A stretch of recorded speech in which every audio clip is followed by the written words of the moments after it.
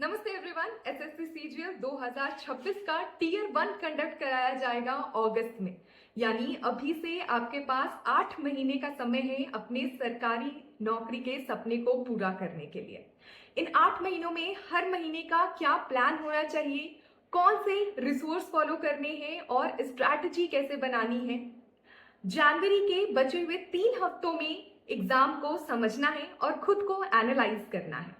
आज हम मैथ के सब्जेक्ट को इन डिटेल डिस्कस करने वाले हैं, जिसके 25 क्वेश्चंस आते हैं और ये रहा उसका डिटेल्ड सिलेबस।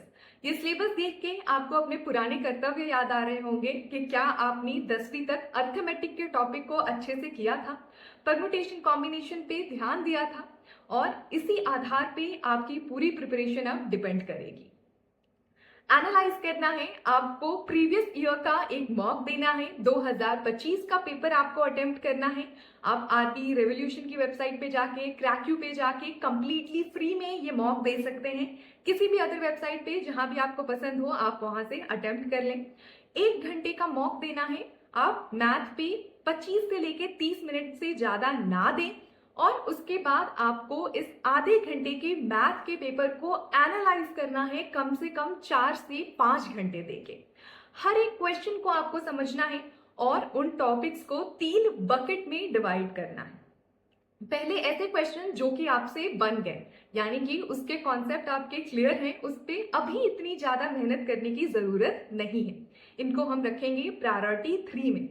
प्रायोरिटी 2 के ऐसे टॉपिक्स हैं जो आपको समझ में तो आ रहे थे कि क्या पूछा गया है, लेकिन कॉन्सेप्ट रिवाइज ना होने की वजह से, फॉर्मूला जबान पे ना होने की वजह से आप इन क्वेश्चंस को नहीं कर पाए। तो इस पे मेहनत करनी है, लेकिन थोड़ी सी कम। और सबसे इंपॉर्टेंट है प्रायोरिटी 1 के टॉपिक्स। ऐसे क्वेश्चन जो आपके पल्ले ही नहीं पड़े, आपके बेसिक और फाउंडेशन बहुत ज्यादा हिले हुए हैं और इनके ऊपर मेहनत करना बहुत जरूरी है। ये हमारे प्रायोरिटी 1 के टॉपिक्स हैं। अब इन तीनों टॉपिक्स को हमको कैसे कवर करना है, मैं सजेस्ट करूंगी कि आप आदित्य रंजन सर की इस प्लेलिस्ट को फॉलो करें। यहाँ पे बिगिनर से लेके एडवांस लेवल तक हर एक टॉपिक को बहुत अच्छे से कवर कराया गया है, प्रैक्टिस क्वेश्चन भी कराए गए हैं। तो आपको कॉन्सेप्ट अप्लाई कैसे करना है वो चीज भी समझ में आएगी। अगर आप और किसी रिसोर्स को फॉलो करना चाहते हैं तो आप वो भी कर सकते हैं, जो भी आपके लिए बेटर सूटेड हो, लेकिन आपको मेक श्योर करना है कि आप इन टॉपिक्स को कवर कर रहे हैं। अब कैसे करना है इनको कवर? फरवरी और मार्च के महीने में, पहले 2 महीने में हम प्रायोरिटी 1 के टॉपिक्स को करेंगे। पहले हम बेसिक को समझेंगे और फिर उसके ऊपर में क्वेश्चन सॉल्व करेंगे। हर टॉपिक से कम हमको 150 से लेके 200 क्वेश्चन सॉल्व करने हैं और 2020 से लेके 2023 तक, यानी कि 2020, 21, 22 और 23 के इन 4 साल के सारे प्रीवियस ईयर क्वेश्चन इस पर्टिकुलर टॉपिक के जो आए हैं वो हमको सॉल्व करने हैं, ताकि हमारी प्रैक्टिस हो सके, हमारा वैलिडेट हो सके कि हमको टॉपिक समझ में आया कि नहीं। उसके बाद आपको अप्रैल और मई के महीने में प्रायोरिटी 2 के ऊपर में आना है। आपको अपने बेस कवर करने हैं और यहाँ पे आपको 2020 से लेके 23 तक के सारे क्वेश्चन करने हैं। साथ ही प्रायोरिटी 1 के टॉपिक्स जो हमने पहले से कवर कर लिए हैं उनको भी फ्लो में रखना है, क्योंकि कोई भी चीज पहले पढ़ के हमको छोड़नी नहीं है। आप लगातार अगर क्वेश्चन करते रहें तभी आपकी चीजें प्रैक्टिस में रहती हैं। और यहाँ पे हमको 2024 के जो प्रीवियस ईयर क्वेश्चन है वो प्रायोरिटी 1 के टॉपिक के कर लेने हैं। अब आते हैं हम बचे हुए 3 महीनों में, जून, जुलाई और अगस्त।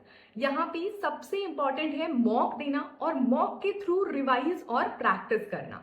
मॉक देने के लिए मैं सजेस्ट करूंगी कि आप 2025 के 36 शिफ्ट के पेपर को अटेम्प्ट करें। हर हफ्ते कम से कम आपको 3 मॉक्स देने हैं और क्योंकि वेंडर चेंज की वजह से 2025 का पेपर ही सबसे इंपॉर्टेंट है और रिसेंट टाइम में भी आया हुआ है। अब हर एक शिफ्ट में क्वेश्चन थोड़े अलग होते हैं, तो ये कंप्लीटली आपके लिए न्यू पेपर रहेगा। हर हफ्ते आपको 3 मॉक देने हैं 1 दिन के अंतराल पे।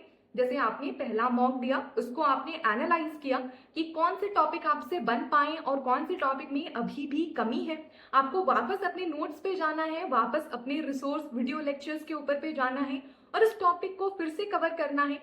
प्रायोरिटी 3 के क्वेश्चंस को आप इस तरीके से जाके रिवाइज कर सकते हैं और फिर आपको क्वेश्चंस को खुद से सॉल्व करना है। तो आपको कभी भी सॉल्यूशन नहीं देखना है। आप जब तक खुद से नहीं सॉल्व कर पाए तब तक पढ़ के कोई भी टॉपिक, सॉल्यूशन पढ़ के कोई भी टॉपिक कभी भी क्लियर नहीं होता है। तो आपको बार बार इस प्रोसेस को रिपीट करना है जब तक आप खुद से सॉल्व ना कर ले।